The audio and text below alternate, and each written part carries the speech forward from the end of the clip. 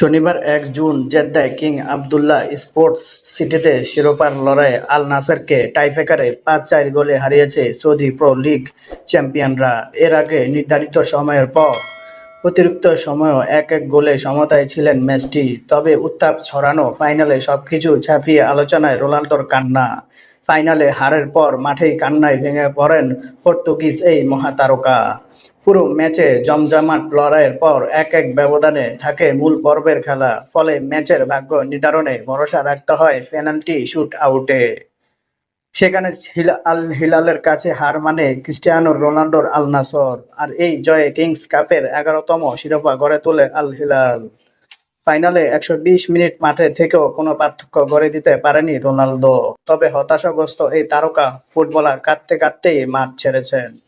এদিকে খেলতে না পারলেও মাঠে থেকে দলের ট্রফি জয়ের উদযাপনে সঙ্গী ছিলেন চোটের কারণে গত অক্টোবর থেকেই মাঠের বাইরে থাকা নেইমার জুনিয়র। শিরোপা উৎসবের একাধিক ছবিও সামাজিক যোগাযোগ মাধ্যমে পোস্ট করেন ব্রাজিলিয়ান এই পোস্টার বয়। পোস্টে নেইমার লিখেছেন, অবিশ্বাস্য বছরের জন্য দলকে অভিনন্দন। আজ আবারও তোমরা নিজেদের শ্রেষ্ঠত্ব প্রমাণ করেছ। এই বছরের শিরোপার জন্য ধন্যবাদ।